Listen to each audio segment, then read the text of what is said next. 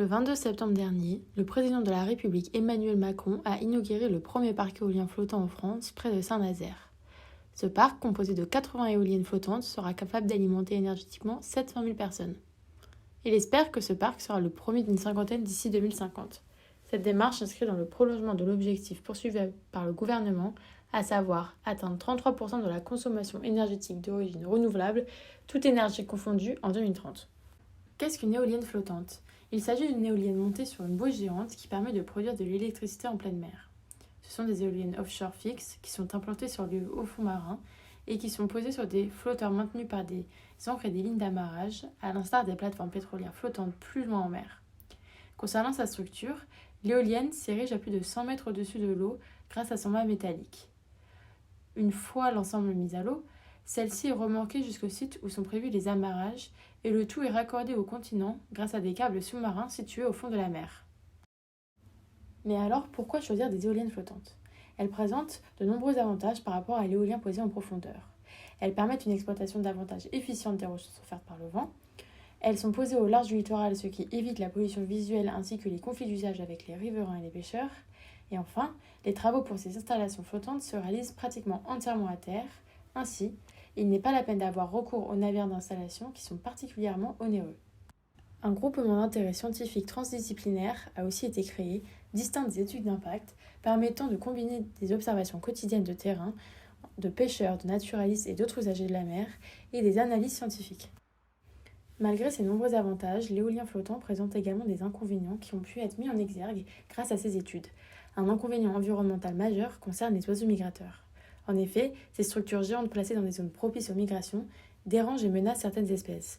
Collisions, dérivations des itinéraires des oiseaux sont des impacts. D'autres inconvénients environnementaux résident dans la structure même de ces éoliennes.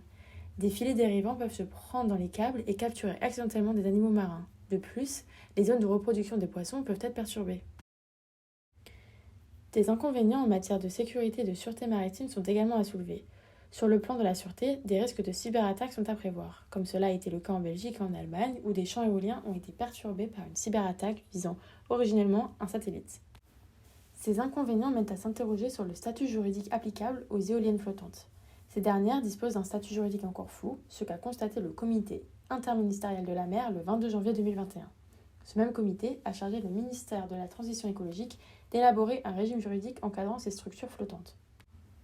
C'est ainsi que le 26 septembre dernier, Madame la ministre Agnès Pannier-Runacher a déposé en première lecture au Sénat son projet de loi relatif à l'accélération de la production d'énergie renouvelable.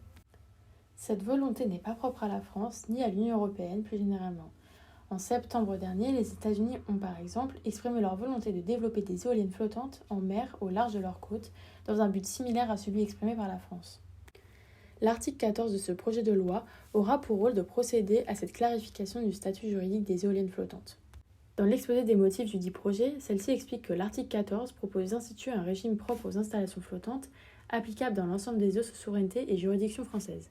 Autrement dit, le projet de loi vise à créer un cadre juridique propre aux éoliennes flottantes, généralisé à l'ensemble des eaux appartenant à la France, qu'il s'agisse des eaux intérieures, de la mer territoriale ou encore de la ZEE. Ce texte, discuté en séance publique au Sénat les 3 et 4 novembre dernier et examiné à l'Assemblée nationale le 5 décembre prochain, devrait donc venir fixer définitivement le statut juridique des éoliennes flottantes.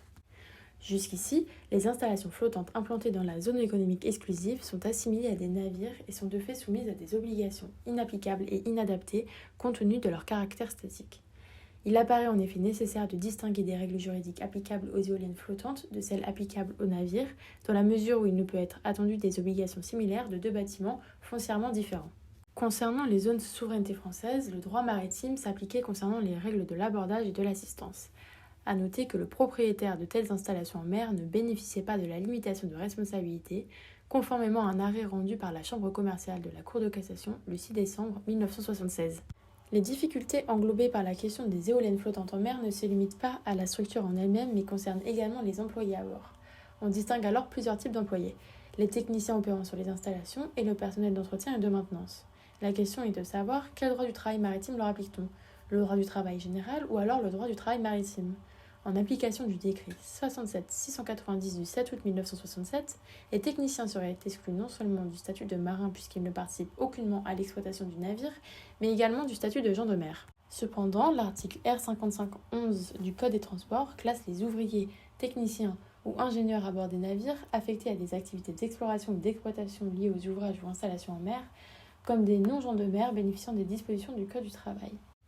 Or, au regard de l'organisation des heures de travail et de repos, celle-ci s'apparentant à celle retenue sur les navires et compte tenu de la spécificité du travail sur les installations flottantes, il paraît opportun que ces techniciens et personnels se voient appliquer une qualification appropriée à leur environnement de travail.